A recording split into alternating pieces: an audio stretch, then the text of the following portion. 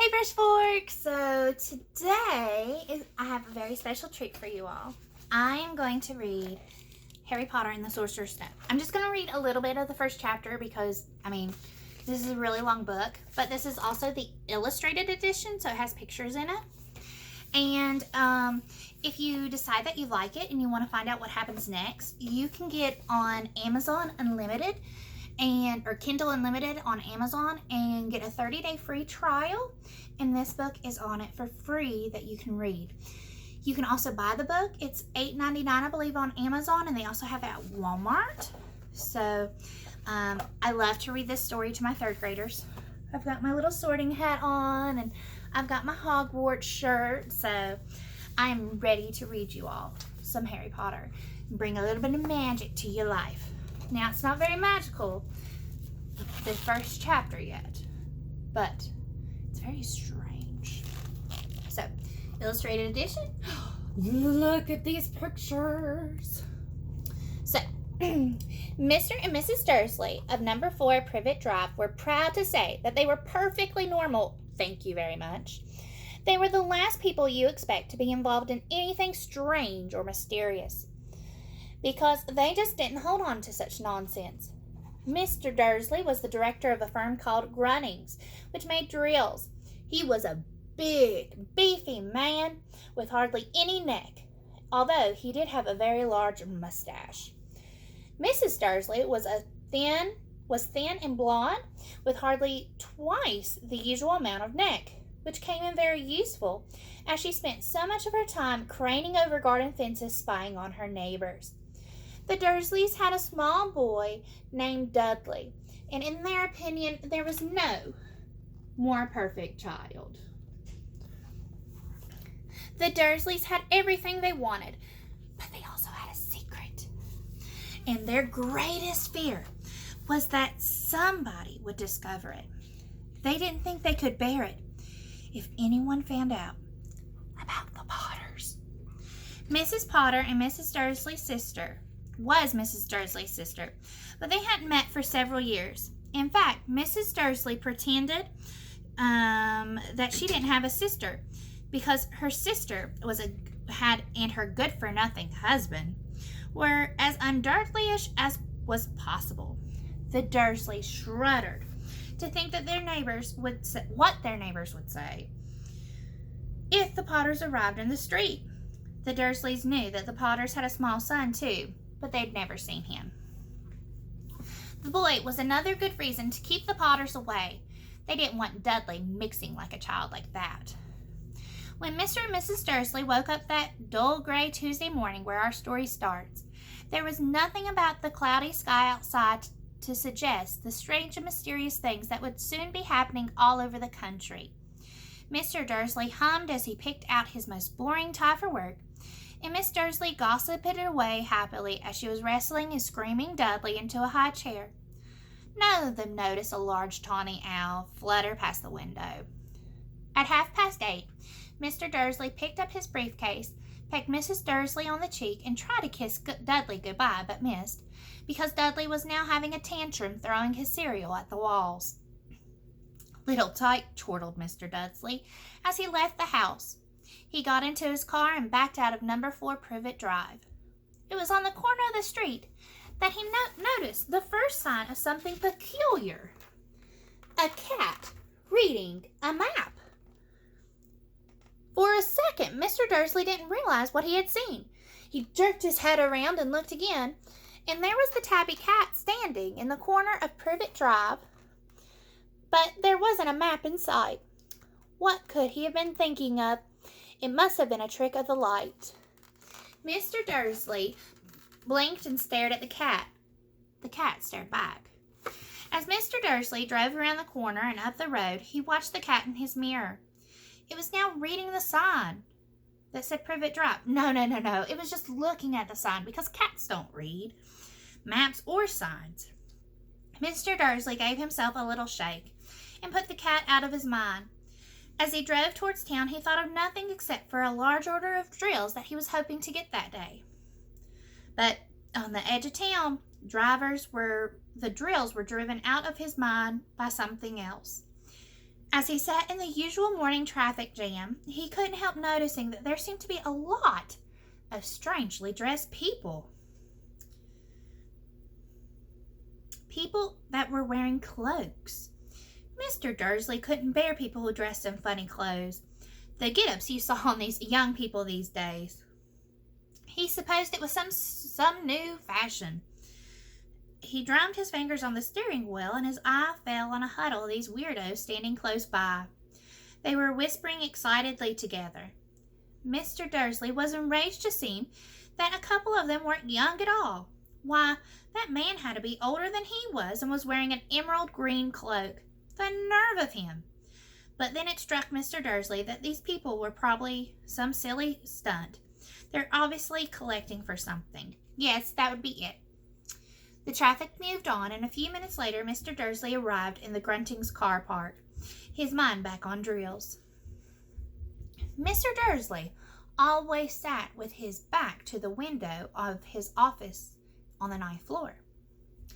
If he hadn't, he might have found it harder to concentrate on drills that morning. He did not see the owl swooping past in broad daylight, though people down in the street did. They pointed and gazed open-mouthed as owl after owl sped overhead. Most of them had never seen an owl, even in nighttime. Mr. Dursley, however, had a perfectly normal owl-free morning. He yelled at 5 different people, he made several important phone calls, and shouted a bit more. He was in a very good mood until lunchtime, when he thought he'd stretch his legs and walk across the road to buy him a bun from the bakery opposite. He'd forgotten all about the people in cloaks until he passed a group of them next to the baker's. He eyed them angrily as he passed. He didn't know why, but they made him uneasy. This lot were whispering excitedly, too, and he couldn't see a single collecting tin. It was on his way back past them, clutching a large donut in a bag, that he caught a few words of what they were saying. "The Potters! That's right! That's what I heard! Yes, their son Harry!" Mr. Dursley stopped dead. Fear flooded him. He looked back at the whispers as if he wanted to say something to them, but thought better of it. He dashed back across the road, hurried into his office, snapped at his secretary not to disturb him, seized his phone, and had almost finished dialing his home number when he changed his mind. He put the receiver back down and stroked his mustache, thinking, No, he was being stupid. Potter wasn't such an unusual name. He was sure there was lots of people called Potter who had a son Harry. Come to think of it, he wasn't even sure his nephew was called Harry. He'd never even seen the boy. It might be Harvey or Harold. There was no point in worrying Mrs. Dursley. She always got so upset at any mention of her sister. He didn't blame her. If he'd had a sister like that. But all the same, those people in the cloaks. He found it a lot harder to concentrate that evening. When he left the building at 5 o'clock, he was still so worried that he'd walk straight into someone outside the door. "Sorry," he grunted, as a tiny old man stumbled and almost fell. It was a few seconds before Mr. Dursley realized that the man was wearing a violet cloak. He didn't seem at all upset about almost being knocked to the ground. On the contrary, his face split into a smile, and said in a squeaky voice that made passerby scared, "Don't be worried, my dear sir, for nothing could upset me today. Rejoice, for you know who is God at last. Even muggles like yourself should be celebrating this happy day." And the old man hugged Mr. Dursley around the middle, and he walked off. Mr. Dursley stood rooted to the spot. He'd just been hugged by a complete stranger. He'd also been called a muggle. What was that? He was rattled. He'd hurried to his car and set off home, hoping he was imagining things, which he'd never hoped before because he didn't approve of imagination. As he first pulled into the driveway of number 4, the first thing he saw, that didn't improve his mood, was the tabby cat he spotted this morning. It was now sitting on his garden wall. He was sure it was the same one. It had the same markings around the eyes. "Shoo!" said Mr. Dursley loudly. The cat didn't move, just gave him a stern look. Was that normal cat behavior? Mr. Dursley wondered, trying to pull himself together. He let himself into the house and was still determined not to mention anything to his wife. Mrs. Dursley, on the other hand, had had a nice normal day. She told him over dinner all about Miss Next Door's problems with her daughter and how Dudley had learned a new word. Mr. Dursley tried to act normally, and when Dudley had been put to bed, he went into the living room in time to catch the last report on the evening news. And finally, bird watchers everywhere have reported the nation's owls have been behaving very unusual today. Although owls normally hunt at night and are hardly ever seen in daylight, there have been hundreds of sightings of these birds flying in every direction since sunrise. Experts are unable to explain why the owls have suddenly changed their sleeping pattern. The newsreader allowed himself a grin. Most mysterious. And now over to Jim Griffith with the weather. Going to have any showers of those owls tonight, Jim? Well, Ted, said the news weatherman, I don't know about that, but it's not the only thing the owls that have been acting oddly today. Visitors as far as Kent, Yorkshire, and Dundee have been phoning to tell that instead of rain I promised yesterday, they've had a downpour shooting stars. Perhaps people have been celebrating bonfire night early. It's not until next week, folks, but I can promise a wet night tonight. Mr. Dursley sat frozen in his armchair. Shooting stars all over Britain, owls flying in daylight, mysterious people in cloaks everywhere, and a whisper about the Potters. Mrs. Dursley came into the living room carrying 2 cups of tea. He'd have to say something to her. Petunia, dear, have you heard from your sister today lately? Have you? As he expected, Miss Dursley looked shocked and angry. No. Why? Funny stuff on the news. Owls, shooting stars. There's a lot of funny people looking in town today, too. So? Well, I just thought maybe it was something to do with, her lot. Mrs. Pursley sipped her tea through pursed lips. Mr. Dudley wondered whether he dared tell her that he heard the name Potter. He decided he didn't dare. Instead, he said as casually as he could, Their son.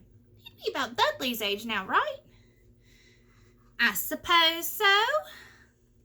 What's his name again? Howard, isn't it?